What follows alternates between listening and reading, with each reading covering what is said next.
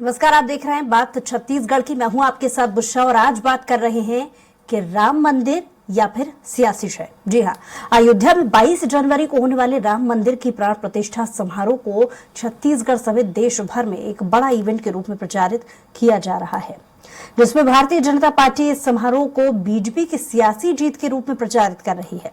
वहीं कांग्रेस का यह भी कहना है कि भारतीय जनता पार्टी के पास मुद्दे नहीं बचे हैं। मोदी जी के नाकामियों को भगवान श्री राम के पीछे छुपाने की कोशिश की जा रही है। आने वाले लोकसभा चुनाव में बेरोजगारी, महंगाई, देश की बदहाली, इन तमाम बातों से लोगों का ध्यान भटकाने के लिए बीजेपी राम मंदिर का सहारा ले रही है। पहले इस पर एक रिपोर्ट देखेंगे और उसके बाद चर्चा की शुरुआत। अयोध्या में राम मंदिर की प्राण प्रतिष्ठा के दिन को बीजेपी बड़े उत्सव के रूप में मनाने जा रही है। उसके पहले ही विभिन्न कार्यक्रमों का आयोजन किया जा रहा है। घर घर दिया जलाने के लिए लोगों को प्रेरित किया जा रहा है। साथ ही हर गली मोहल्ले प्रभात फेरियां निकाली जाएंगी। इसके साथ ही राजधानी रायपुर के विभिन्न वार्डों में बड़े स्क्रीन लगाकर राम मंदिर के प्राण प्रतिष्ठा समारोह का लाइव प्रसारण करने की तैयारी की जा रही है। वहीं प्रदेश सरकार की ओर से विभिन्न संस्थाओं की मदद से अयोध्या में समारोह के लिए 300 मीट्रिक टन चावल और सब्जियां भेजी जा रही हैं। इसके साथ ही 4000 किलो दाल के साथ अन्य पूजन सामग्री अयोध्या रवाना की गई है। इसके अलावा बीजेपी की ओर से आयोजित सभी कार्यक्रमों में राम मंदिर की प्राण प्रतिष्ठा समारोह का जिक्र लगातार लोगों के बीच किया जा रहा है। भाजपा का कहना है कि सनातन धर्म की बहुत बड़ी जीत के रूप में कई सालों के बाद प्रभु राम का भव्य मंदिर बन रहा है, उसके हम साक्षी बने। वहीं प्रदेश भर के गांव और नगरों के गली मोहल्लों में जितने मंदिर हैं, उसमें घंटे घड़ियाल बजाएंगे। 3 दिन तक 17, 18 और 19 जनवरी को हर वार्ड में प्रभात रैली निकलेगी और 22 जनवरी को सभी वार्डों में बड़ी स्क्रीन लगाकर जनता के साथ राम मंदिर का भव्य उद्घाटन समारोह हम देखेंगे। 21 और 22 तारीख को घर घर में दिया जले, यह कोशिश रहेगी। 3 दिन तक 17, 18, 19 तारीख को हर वार्ड में हमारी प्रभात रैली निकलेगी। रामलला के हम दर्शन कर सकें, वह भी व्यवस्था के लिए पार्टी के कार्यकर्ता को निर्देशित किया गया। जितने मंदिर हैं, हर मंदिर में घंटा घड़ियाल बचे। 21 तारीख को, 22 तारीख को सब जगह हमारे कार्यकर्ता कोशिश करेंगे घर घर में दिया जले, रोशनी हो। वहीं कांग्रेस का कहना है कि भारतीय जनता पार्टी के पास मुद्दे नहीं बचे हैं। मोदी जी की नाकामियों को श्री भगवान राम के पीछे छुपाने की कोशिश की जा रही है। आने वाले लोकसभा चुनाव में बेरोजगारी, महंगाई, देश की बदहाली, इन तमाम बातों से लोगों का ध्यान भटकाने के लिए भारतीय जनता पार्टी राम मंदिर का सहारा ले रही है। हमारी मांग है, जो उसने वादा किया था, अयोध्या दर्शन करवाएंगे। पूरे प्रदेश से हजारों की संख्या में बसें, ट्रेनों को अयोध्या में उसी दिन के लिए भारतीय जनता पार्टी भेजने के लिए व्यवस्था करे। वास्तव में राम भक्त की बात कर रहे हैं तो एक मुफ्त राम दर्शन की व्यवस्था भारतीय जनता पार्टी करवा दे। हमारी मांग है कि जैसा उन्होंने वादा किया था कि अयोध्या दर्शन कराएंगे, तो पूरे प्रदेश से हजारों की संख्या में बसें और ट्रेनों को अयोध्या में इस दिन के लिए भारतीय जनता पार्टी भेजने की व्यवस्था करे। यदि वास्तव में वो राम भक्ति की जो बात कर रहे हैं, तो एक साथ एक मुफ्त राम दर्शन की व्यवस्था भारतीय जनता पार्टी करवाएगी। बहरहाल आगामी लोकसभा चुनाव को देखते हुए बीजेपी अयोध्या में राम मंदिर की प्राण प्रतिष्ठा समारोह को लेकर कोई कोर कसर नहीं छोड़ना चाहती है। इसके लिए हर तरह के प्रयास किए जा रहे हैं। वहीं कांग्रेस बीजेपी पर मंदिर के आड़ में राजनीति करने का आरोप लगा रही है। अब देखना दिलचस्प होगा कि लोकसभा चुनाव में इस समारोह का कितना असर पड़ता है। स्वराज एक्सप्रेस के लिए रायपुर से दिलीप साहू की रिपोर्ट। तो इस खास मुद्दे पर चर्चा के लिए हमारे साथ विशेष पैनल मौजूद है। बीजेपी से प्रवक्ता अपनी बात रखने के लिए KS चौहान जी हमारे साथ जुड़े हुए हैं, बहुत स्वागत है आपका। कांग्रेस से प्रवक्ता अनिल सिंह चौहान जी हमारे साथ जुड़े हुए हैं, आपका भी बहुत स्वागत है। और वरिष्ठ पत्रकार अनिरुद्ध दुबे जी भी हमारे साथ जुड़ गए हैं, बहुत स्वागत है आपका। सबसे पहले कांग्रेस की तरफ रुख करते हैं। अनिल जी, राम मंदिर और सियासी श्रेय, ये मुद्दा छत्तीसगढ़ में भी इस वक्त गूंज रहा है। आपकी नजर में ये राम मंदिर और इसको लेने वाला सियासी श्रेय आप किस तरीके से देखते हैं, क्योंकि आपकी पार्टी लगातार इसको लेकर के स्टेटमेंट दे रही है? देखिए, सबसे पहले आपको, सभी पैनलिस्ट को और दर्शकों को नमस्कार करता हूं और सबसे पहले आपको साधुवाद देता हूं कि आपने अच्छे संवेदनशील विषय पर यह डिबेट आयोजित किया है स्वराज न्यूज ने। देखिए, महत्वपूर्ण बात यह है कि 2014 में जब मोदी जी आए थे तो उन्होंने कहा था कि भाइयों बहनों 100 दिनों में महंगाई कम हो जाएगी। उन्होंने कहा था कि 2 करोड़ नौकरियां हम प्रति वर्ष देंगे। मोदी जी ने बहुत सारे वादे किए, नोटबंदी भी बाद में लाए, GST का मकड़ जाल लाए और सबसे बड़ी बात यह है कि जब हम अपने स्टेट छत्तीसगढ़ में आ जाएं तो यहां भी मोदी जी बड़ी बड़ी गारंटी देके गए थे। 3100 रुपए में धान खरीदी करेंगे, रोजगार भत्ता देंगे, 500 रुपए में सिलेंडर देंगे, महतारी बंधन योजना में 1000 रुपए देंगे। अब क्या है कि इनको अपने वादों से मुकरना है और 10 सालों की जो इनकी नाकामी है उसको छिपाने के लिए इन्होंने जो इनकम्प्लीट राम मंदिर है वहां पर प्राण प्रतिष्ठा का कार्यक्रम रख दिया। और मजे की बात यह देखिए कि भारतीय जनता पार्टी के वरिष्ठ नेता केदार कश्यप, जब शंकराचार्य जी का बयान आता है कि अभी मंदिर इनकम्प्लीट है और धर्म के विरुद्ध है वहां प्राण प्रतिष्ठा करना, ये किस बात की जल्दबाजी है? उनका इशारा सीधे सीधे था कि क्या राजनीतिक लोकसभा चुनाव के कारण जल्दी हो जाए। तो केदार कश्यप जी उस समय यह बयान देते हैं कि जो भी राम मंदिर के प्राण प्रतिष्ठा के खिलाफ बोल रहा है वो धर्म विरोधी है। तो अब हमारे सबसे बड़े धर्मगुरु शंकराचार्य को भी प्रमाण पत्र देने लग गए और धर्म विरोधी कहने लगे। ये भारतीय जनता पार्टी का जो धार्मिक कट्टरता और नफरत का दुस्साहस है इस देश में, वो अपनी चरम पर है। भगवान राम हम सबकी आस्था के प्रतीक हैं। राम के नाम पर राज करने की बजाय राम राज लाने की कोशिश इस मोदी सरकार को और यहां सहाय सरकार को करनी चाहिए। लेकिन राम के आदर्शों को धता बताकर ये कालनेमी रूपी भक्त हमेशा राम को बदनाम करने का काम किए, राम के नाम पर राजनीति करने का काम किए, धर्म के नाम पर राजनीति करने का काम किए। इनकी राजनीति का कोई धर्म नहीं था। कांग्रेस का सिर्फ इतना कहना है कि आप भुखमरी में क्यों पिछड़ रहे हैं, भारतीय मुद्रा का अवमूल्यन क्यों हो रहा है, आज देश जिस तरह की 2014 से पहले कर्जे की स्थिति में था उससे 5 गुना ज्यादा क्यों बढ़ गया है, कौन से ऐसे कारण है, बेरोजगारी, ठीक है। चौहान जी इसका जवाब ले लेते हैं। मुझे अच्छा लगा अनिल जी कि आपने टू द पॉइंट बात की शुरुआत की थी। अब क्योंकि लबो लुआब आपकी बात का निकल चुका है और आपकी पार्टी इसी तरीके की स्टेटमेंट देती आई है, इस पर रिएक्शन ले लेते हैं। के चौहान जी, सीधे तौर पर कांग्रेस का ये कहना है कि लगातार जो बेरोजगारी हुई, महंगाई हुई है, ऐसे जो प्रमुख मुद्दे हैं देश से जुड़े, इनसे भटकाने की कोशिश बीजेपी कर रही है। सबसे पहली बात तो यह है कि कांग्रेस ये मानती है कि राम नाम का नाम, राम नाम से पहचाना जाता है, लेकिन राम नाम से नहीं, राम काम से पहचाना जाता है। क्योंकि हम भारतीय जनता पार्टी राम के नाम को स्थापित नहीं कर रही है, राम के काम को स्थापित कर रही है। और ये जो मंदिर है, राम मंदिर सिर्फ स्थापित नहीं हो रहा है, राम राज्य की स्थापना हो रही है। ये हमें नहीं भूलना चाहिए। दूसरी बात, आज ये जो राम मंदिर बन रहा है और राम लला के जो दर्शन करने जा रहे हैं, वो सिर्फ भारतीय जनता पार्टी के कार्यकर्ता और पदाधिकारी नहीं जा रहे हैं, उसमें सभी का हक है। आप सभी जाइए। आप क्यों मान रहे हैं कि निमंत्रण भेजा है विपक्षी नेताओं को? जी बिल्कुल, निमंत्रण भेजा है। और ये जान के आपको हैरानगी होगी कि उन्होंने निमंत्रण ठुकरा दिया। आज उनका प्रेस कॉन्फ्रेंस लेके सोनिया गांधी जी ने मना कर दिया, मल्लिकार्जुन खड़गे जी ने मना कर दिया, ये उन्होंने मना कर दिया कि हम नहीं जा रहे हैं।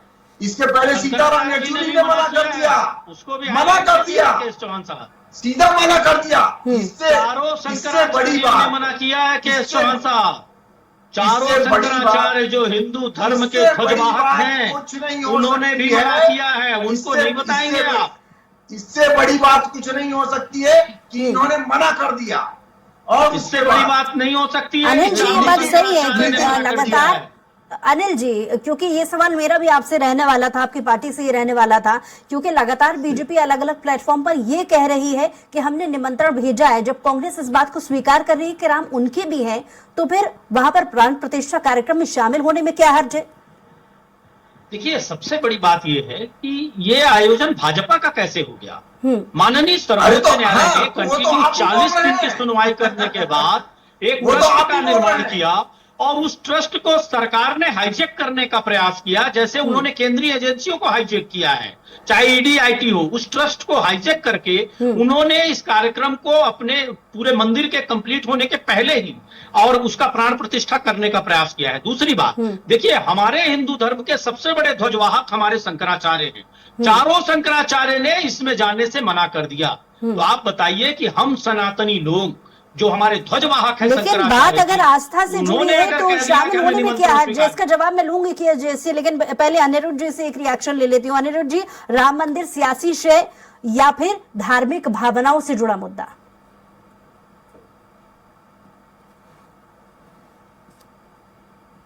देखिए, हरिओम शरण भजन एक महान गायक थे देश के, अब तो वे दिवंगत हो गए। उनका ही एक भजन था, तेरा राम जी करेंगे बेड़ा पार, उदासी मन काहे को करे।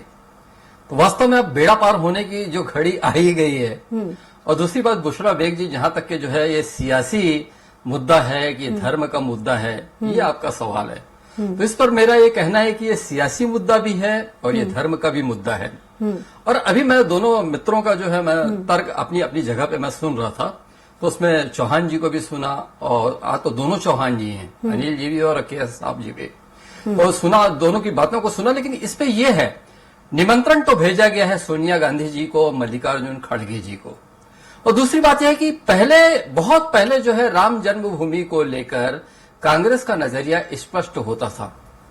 जब राजीव गांधी जी प्रधानमंत्री थे, उसी समय राम जन्मभूमि का ताला खुलवाने में उनकी बहुत बड़ी भूमिका रही थी। उसके बाद पता नहीं कैसा क्या आया, कांग्रेस का क्या स्टैंड रहा। राम जन्मभूमि के मामले में जो है कांग्रेस जो है मौन धारण करते चली गई, और कांग्रेस प्रवक्ता उनके कहते तो थे, लेकिन एक विरोधाभास एक तरह का सामने आता था। बात यही है कि सोनिया गांधी जी और कांग्रेस राष्ट्रीय अध्यक्ष मल्लिकार्जुन खड़गे जी को निमंत्रण की।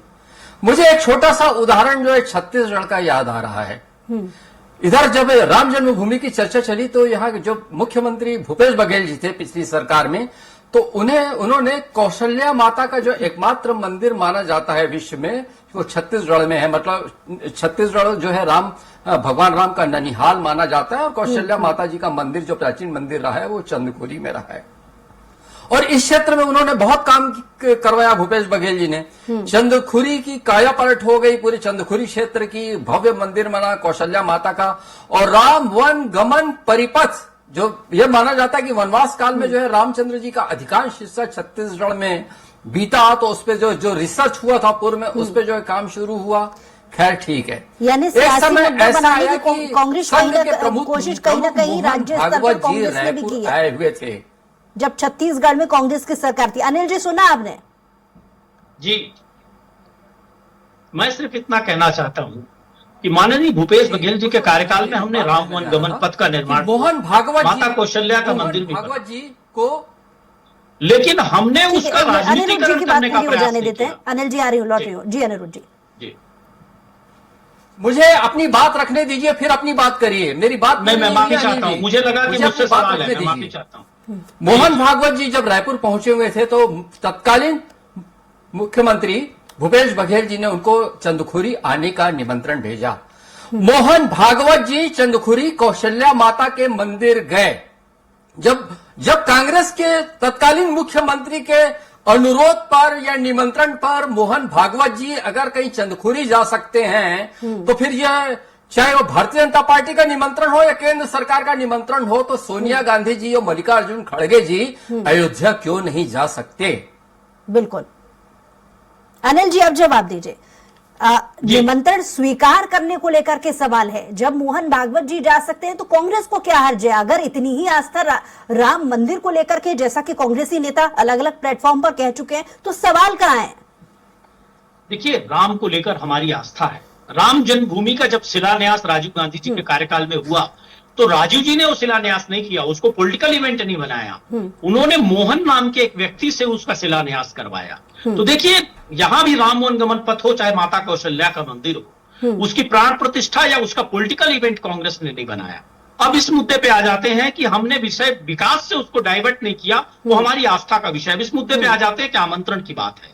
देखिए, हमारे हिंदू धर्म के, सनातन धर्म के सबसे बड़े ध्वजवाहक शंकराचार्य जी हैं, मैंने पहले भी कहा, और हमारे सभी शंकराचार्यों ने कहा कि मंदिर का गुंबज और मंदिर का पूरा निर्माण के पहले ये धर्म विरुद्ध है जो प्राण प्रतिष्ठा का काम किया जा रहा है। तो शंकराचार्य जी ने ही जब प्रमाणित कर दिया कि ये प्राण प्रतिष्ठा धर्म विरुद्ध है, उनको सही समय पे प्राण प्रतिष्ठा करनी चाहिए, ये पॉलिटिकल इवेंट की तरह किया जा रहा है, हम जाके वहां मोदी जी के लिए ताली नहीं बजाएंगे। तो शंकराचार्य जी से बड़ा हमारा कोई सनातन धर्म में कोई मार्गदर्शक नहीं है, मैं समझता हूं, जिसके मार्गदर्शन लेने के बाद हम वहां जाएं। राम हमारी आस्था है, राम कण कण में है, लेकिन सबसे दुखद पहलू यह है कि जब राम के नाम पर सियासत हो, जो मर्यादा पुरुषोत्तम राम कहते थे कि अंतिम व्यक्ति तक न्याय मिलना चाहिए, उस मर्यादा पुरुषोत्तम राम की प्राण प्रतिष्ठा जब अन्यायपूर्वक की जाए तो कैसे जाएगा अनिल कोई? जी का दूसरी बात, कहना एक बात है और कि 5 सेकंड धार्मिक होगा। नियमों को 5 सेकंड ताक बस पर मुझे और रखकर दीजिएगा, प्राण क्योंकि केस प्रतिष्ठा का चौहान जी से कार्यक्रम जुड़ा आयोजित हुआ किया ये जा रहा सवाल है, है। इसलिए मैं वो 5 शामिल सेकंड नहीं एक हो और रहा, ऐसा सवाल उनका उसमें तात्पर्य। दोहराना चाहूंगा, अगर आप समय दें 5 सेकंड। मैं चाहता हूं केस चौहान साहब उसका भी जवाब दें। ठीक है। वो रामराज की बात कर रहे थे, तो रामराज क्या ब्रजभूषण शरण सिंह जैसे पहलवान बच्चियों का शोषण करने वाले लोग, उनको संरक्षण देना रामराज्य है? ये यहाँ जिस तरह से अभी मणिपुर में हिंसा हुई वो रामराज्य है, या जिस तरह से बस्तर में हिंसा ये करवाते थे, छोटी छोटी बच्चियों का बलात्कार हो जाता था शासकीय आश्रमों में, वो रामराज्य है? या बिल्किस बानो में जो दो सिद्ध अपराधी हैं उनको षड्यंत्र करके भाजपा की, गुजरात की भाजपा सरकार छुड़ा देती है, वो रामराज्य है? ये रामराज्य नहीं चाहिए। राम का राज्य अंतिम व्यक्ति तक न्याय का कॉन्सेप्ट था, वो जाति धर्म देखकर नहीं होता था। और भाजपा उस राम जी के सिद्धांत से परे चलती है, रावण के ठीक है, सिद्धांत बहुत पर समय चलती नहीं है, दे पाऊंगी, अन्याय और केएस पाप जी के से भी सिद्धांत इसका पर चलती है। रिएक्शन लेना है। जी केएस जी, बहुत समय से आप अनिल जी की बात पर जवाब देना चाह रहे हैं। जी मैं बहुत धैर्यपूर्वक अनिल जी की बातें सुन रहा था। उम्मीद है कि वो भी मेरी धैर्यपूर्वक बातें सुनेंगे, बीच में नहीं बोलेंगे।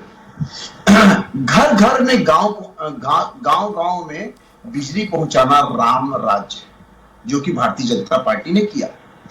घर घर में जल नल योजना पहुंचाना भारतीय जनता पार्टी का है, वो राम राज्य। जन धन योजना के तहत लोगों के खाते खुलवाना, ये राम राज्य है, जो भारतीय जनता पार्टी ने किया। कांग्रेस चौहान जी, कांग्रेस का सवाल ये भी था कि जो राज्यों की समस्याएं हैं उन्हें दरकिनार बीजेपी कैसे कर सकती है? क्या जो राज्यों की अलग अलग समस्याएं हैं, जो कानून व्यवस्था को लेकर के सवाल उठा रहे हैं, कि क्या यही राम राज्य है? उनका ये सवाल है, इस पर जवाब थोड़ी रोशनी इस पर दीजिए। अरे मैं वही तो बोल रहा हूँ, मैं यही तो बोल रहा हूँ। आप राम राज्य की बात बोल रहे हैं तो मैं वही बोल रहा हूँ कि राम राज्य क्या होता है। आज की हम विश्व की सबसे बड़ी 5वीं अर्थव्यवस्था में है, ये राम राज्य है। आज हम सबसे चौथे नंबर पे हैं स्टॉक एक्सचेंज पे विश्व में। आज हम तीसरे नंबर पे हैं ऑटोमोबाइल। सारे झूठे आंकड़े कहीं और बताइएगा केएस चौहान साहब, सब झूठ है। और कांग्रेस की उपलब्धियों को आप बता रहे हैं। 50,000 गांव को विद्युतीकृत करने से हिंदुस्तान के 20 लाख गांव विद्युतीकृत नहीं हो गए। वो इंदिरा जी की देन थी, राजीव जी की देन थी। झूठ मत बोलिए एक लोकप्रिय चैनल पर, झूठ मत परोसिए साहब, आपने सिर्फ झूठ बोला है। अब झूठ बोलने लगा है, कौन बोलता है झूठ बोलने लगा है? कितने हजार गांव विद्युतीकृत किया मोदी सरकार ने 10 सालों में, आप बता दीजिए। मैं आपको चुनौती देता हूं, कितने गांव विद्युतीकृत हुए बताइए। अब आप बोलते रहेंगे, जब आपको पचेगा नहीं, जब कुछ भी झूठ परोस रहे हैं काम नहीं बचेंगे तो आपको पचेगा नहीं। और आपको मैंने धैर्यपूर्वक सुना। झूठ क्यों परोसते हैं साहब? 10, 20, 35,000, 30,000 गाँव को अधिकृत रूप से आपने विद्युतीकृत किया। तो टोला मजरा बन गए थे, नए टोला मजरा बने थे, पूरे हिंदुस्तान को विद्युतीकृत तो इंदिरा जी ने अपने जमाने में करने का किया। 3.5 लाख से अधिक गाँव को विद्युतीकृत किया। आप 30-35,000 गाँव को विद्युतीकृत करके कहते हैं विद्युतीकृत किया। हम पहले झूठ मत परोसिए साहब। आप महंगाई और बेरोजगारी देखिए देश में। अनिल जी, आ रही हूँ आपके पास, पहले जवाब पूरा हो जाने दीजिए। केएस चौहान जी बात पूरी कीजिए, फिर अनिल जी के पास लौट रही हूँ। देखिए मोहतरमा, अगर हम सुनने आए हैं तो हमारे को सिर्फ मैं बारी बारी से आप सभी मेहमानों को समय दे रही हूँ ताकि आप सभी की बात पूरी हो पाए। तो मैंने बहुत देर तक अनिल जी को अगर सुना तो मैं आपको भी समय दे रही हूँ, आप अपनी बात पूरी कीजिए। तो मैं वही बोल रहा हूँ, हम 5वें नंबर पे अर्थव्यवस्था में, चौथे नंबर पे स्टॉक एक्सचेंज पे, तीसरे नंबर पे ऑटो सेक्टर में है, और दूसरे नंबर में मोबाइल सेक्टर में है, पहले स्थान में इंफ्रास्ट्रक्चर में है। चांद को छूने वाले हम देश बन गए, ये भी झूठ है, ये भी बोल दीजिए। जन धन योजना, और जो मैंने पूरी योजनाएं सुनाई, 80 करोड़ लोगों को मुफ्त राशन दिया, 130 करोड़ लोगों को वैक्सीन लगाया, ये भी झूठ है, ये भी बोल दीजिए। दूसरी बात ये है कि 6,400 करोड़ रुपए छत्तीसगढ़ में दिए गए। आपके जमाने में तो 3-3 बलात्कार रोज होते थे। आज आप देखिए कानून व्यवस्था कितनी बदल गई है। आज ये स्थिति है, जो राम गमन पथ बात बोलते हैं 2260 किलोमीटर, उसमें 100 किलोमीटर भी तो आप पूरा नहीं कर पाए। 9 स्थल आपने बोले थे, 1 स्थल को भी तो पूरा नहीं कर पाए। आप बात करते हैं और दूसरी बात हमने राम मंदिर ठीक है, बना के अनिल जी दिखा से दिया मेरा तो। सवाल है। और अनिल जी, दूसरी बात, मैं वापस अनिरुद्ध जी की बातों पर वापस आऊंगी। ये सवाल और ये नहीं सुनिए, और मोहतरमा जी। सबसे मेन बात इतना सबसे झूठ मेन बोलोगे बात, कैसे आज राम जो साहब? अब तो हम लोग सुन के आज कान से जो- खून निकल जाएगा, आज इतने झूठ जो बोलेंगे। सोनिया 5 गांधी गुना ने कर्जा लेके मल्लिका आप कहते अर्जुन हो हम खड़गे विश्व ने की 5वीं मना किया अर्थव्यवस्था है। बन गए। वो किसने किया है? बेरोजगारी वो चरम इसने पर किया है, कहते हो कि हम राशन हमारे- दे रहे हैं। 45 हमारे- सालों की चरम पर है बेरोजगारी। अरे, कहाँ आप सोए बैठे ये- ठीक हैं? हो गया अनिल जी, क्योंकि समय की भी कमी है, इसलिए अनिल जी बारी बारी से सवाल का जवाब दीजिएगा। आजादी से अनिल लेके अभी जी, तक जो सफलता थी उसको अपनी सफलता सुन मान लीजिए। लिया। आंकड़े लाए हुआ केस जी कहाँ आ से रही हूँ आंकड़े आपके लाए हो पास। बेरोजगारी? अनिल जी और केस जी, आप दोनों से विनम्र निवेदन, एक एक करके बात कीजिएगा। अनिल जी, आपके पास वापस आऊंगी। अनिल जी, जिस तरीके से सवाल उठाया था कि कांग्रेस को परेशानी किस बात को लेकर के निमंत्रण स्वीकार करने को, क्योंकि जब इतने बड़े दावे कांग्रेस भी कर रही है कि राम भक्त वो भी हैं, तो समस्या कहां पर है? सवाल ये भी बीजेपी के नेताओं की तरफ से उठता आया है कि अगर राज्य में, छत्तीसगढ़ में कांग्रेस की सरकार होती तो क्या जिस तरीके से उपहार बतौर 300 मीट्रिक टन चावल और सब्जियां भेजी जा रही है, जो उपहार बतौर, क्योंकि राम जी का ननिहाल छत्तीसगढ़ कहा जाता है, तो ऐसे उपहार बतौर बहुत सारी जो चीजें छत्तीसगढ़ से पहुंचाई जा रही हैं, उत्सव में बढ़ चढ़कर हिस्सा लिया जा रहा है। अगर राज्य में कांग्रेस की सरकार होती तो क्या तब ये सामान नहीं भेजाया जाता, या तब उस तरीके से शामिल नहीं हुआ जाता? निमंत्रण सबसे पहली स्वीकार बात करने में मैंने- कहाँ आपत्ति है? मैं पहले ही इसका जवाब दे चुका कि जब हिंदू धर्म क्या के जवाब दे चुका? ध्वजवाहक अरे आपने हमारे बोला- शंकराचार्य आपने जी बोला ने, कि ये इवेंट है। चौहान साहब जवाब भारतीय देने जनता दोगे तब पार्टी तो का देंगे। इवेंट है। जब आप हिंदू बोले धर्म भारतीय के जनता पार्टी का ध्वजवाहक इवेंट चारों है। शंकराचार्यों इस वजह से ने हम कह लोग दिया नहीं जा रहे हैं। कि ऐसा ये बोला प्राण उन्होंने। प्रतिष्ठा आपने राजनीतिक बोला। है, ये प्राण प्रतिष्ठा धर्म के अनुकूल नहीं है। हमको शंकराचार्य जी से बड़ा प्रमाण पत्र नहीं चाहिए। और ये शंकराचार्य जी लोगों को धर्म विरोधी और हमको धर्म विरोधी अगर कहते हैं तो ये कहते रहें, लेकिन अगर शंकराचार्य जी वहां जाते, उसको धर्मानुकूल कहते तो हम भी मान लेते कि ये धर्मानुकूल है। रहा दूसरा सवाल आपका कि क्या इतनी रसद और दान जाता। देखिए, कांग्रेस ने अपने घोषणा पत्र में कहीं नहीं कहा था कि माता कौशल्या का मंदिर बनवाएंगे, राम वनगमन पथ बनवाएंगे, लेकिन हमने इसलिए बनवाया कि हम चाहते हैं कि राम के व्यक्तित्व का, मर्यादा पुरुषोत्तम राम के कृतित्व का लोग अनुसरण करें। हम इस तरह से इवेंटबाजी, पॉलिटिकल इवेंटबाजी नहीं करते उसको, जैसे भाजपा कर रही है। समय नहीं आया, लोकसभा का चुनाव आ गया, इसलिए समय यही सवाल तो बीजेपी ने भी उस वक्त राज्य चुनाव से पहले उठाया था। राम वनगमन पथ का जो फॉर्मूला है वो, ये बीजेपी की भाषा में मैं आपसे सवाल कर रही हूँ कि राम वनगमन पथ का जो फॉर्मूला है वो कांग्रेस छेड़ ही इसी लिए रही है ताकि राज्य के चुनाव में इसका फायदा उठा सके। जब बीजेपी बोलती है तो कांग्रेस के पेट में दर्द इस बात को लेकर के क्यों? तब ये धार्मिक मुद्दा नहीं है? आप मुझे ये बताइए, हमने घोषणा पत्र में नहीं लिखा कि हम राम वनगमन पथ बनाएंगे। हमने चुनाव में उसको नहीं कहा कि भैया हमने रोज राम वनगमन पथ बनाया है। हम तो राम में जो हमारी आस्था है हमने किया, अरे पूछिए और हम ना, चाहते हैं क्यों जनता जा में रहे वो हैं? धार्मिक रूप से जाए। राम का क्या राजनीतिक क्यों जा रहे हैं? करने का हमने प्रयास क्योंकि नहीं किया। ये मैनिफेस्टो फर्क का है आपने कांग्रेस सवाल और उठा लिया, भाजपा में। इसलिए मैं केएस जी से सवाल पूछ लेती हूँ। केएस जी, हाँ। अनिल जी का सीधा ये कहना है कि हमने मैनिफेस्टो में ये कहा नहीं था, लेकिन बीजेपी ने ये कहा था। यानी हर बार धार्मिक मुद्दों को छेड़ती है बीजेपी, और इस बार भी 24 के पहले ऐसा ही हुआ है।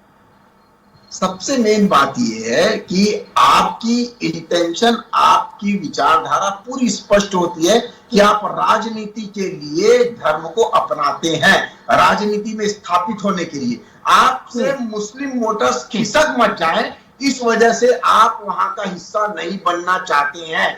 जहां पर भी मुस्लिम वोटर्स ज्यादा हैं, आप तेलंगाना में ऐसा कोई राम मंदिर बनाए क्या? आप अरे के चौहान साहब, छत्तीसगढ़ की बात करिए, तेलंगाना की नहीं। 2% मुस्लिम है छत्तीसगढ़ में, मुस्लिम ईसाई सब मिला के।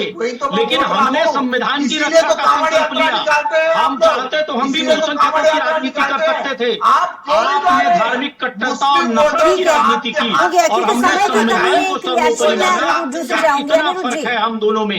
आप चाहते हैं कि संविधान जारी रहे, धर्म के आधार पर तालिबानी राज चले, और हम चाहते हैं संविधान परक बात ठीक है, क्योंकि समय की कमी। अनिरुद्ध जी से एक रिएक्शन चाहूंगी। अनिरुद्ध जी, बुशरा जी, मेरा ये कहना है कि मैं पूर्व में भी कहा कि मतलब राजीव गांधी जो है, मतलब उन्होंने बहुत गहराई से सोचा, और छत्तीसगढ़ में तो राम वनगमन परिपथ और माता कौशल्या का मंदिर मुद्दा था ही था।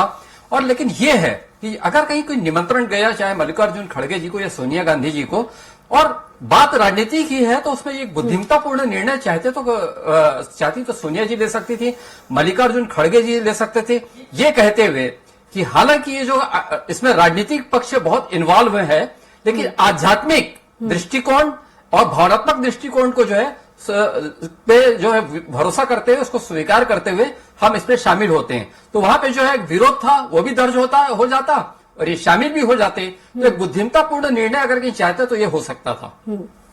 चलिए, आप सभी मेहमानों का हमारे साथ जुड़ने के लिए बहुत शुक्रिया, इस चर्चा में शामिल होने के लिए। बहरहाल ये लोकसभा के चुनाव के बाद तय हो पाएगा कि राम मंदिर या फिर सियासी शय। ये जनता के मन में ये सवाल किस तरीके से उत्पन्न हुआ है और उसका असर कितना हुआ है, ये देखने वाली बात होगी। बहरहाल हमारी खास पेशकश में तय। कुछ और खबरों के लिए देखते रहिए स्वराज एक्सप्रेस।